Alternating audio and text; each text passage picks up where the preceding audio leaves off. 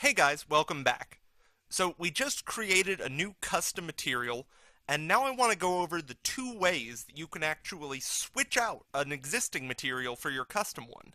One is more for rendering's sake, and you can adjust that faster, and the other follows a bit more proper procedure. So to do this, we'll create a new wall by going to Architecture and then Wall. And then in this case, let me see if I can find just a generic exterior. Oh, here we go. I'll use a generic 4-inch brick wall. So for this wall, I'll just draw a line, and you can see my layer of brick. Now, one way to change this would be to paint it. The other option that you have is to change the value of the wall. One way is quicker, but the other way follows more proper procedure. Now what I mean by that is if you go to the Modify tab, and then click on Paint, keyboard shortcut PT, a material browser will appear, and you can choose any material to paint that wall in. Now, it doesn't really look like copper, but keep in mind that depending upon what your style is, will determine how it displays. So if I set it to realistic, it'll look a little bit more like copper, and you can change it to whatever you want. Now, the problem with paint is that although it's faster, it's not necessarily correct. And what I mean by that is in terms of how it affects the actual wall. So let me go more into detail about what I mean.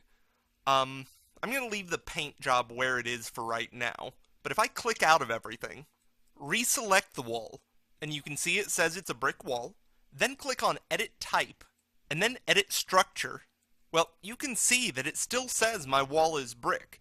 Just because I painted it tile mosaic doesn't actually change the material. Now, if you're just assigning materials for rendering purposes, this really isn't a problem. But again, because this is a BIM, or Business Information Model, if you use this for more analytical purposes, the data is going to be a little inaccurate, because it still says it's brick. If we access its properties by clicking the 3 dots next to common brick, it has very particular thermal values. And because it has those particular thermal values, because we have 4 inches of this brick, it has a specific thermal mass and resistance. So if you want to change out your material accurately, so that all the physical and thermal properties adjust appropriately, the best way to do it is to click those 3 dots and select a different material through the material browser. So if I, for instance, choose brass, you can see the old thermal values and resistance, and see that they change when we change materials. In this case, it says 0 probably because those values aren't loaded into Revit. But the important part is that it actually changes the inherent values of the wall. So keep that in mind. When you paint an object some material, in this case a nice mosaic, it may look like a mosaic, but it doesn't take on those properties. According to its properties, it's still brick. So if you just need to change your model for rendering purposes, selecting Paint from the Modify tab is totally valid.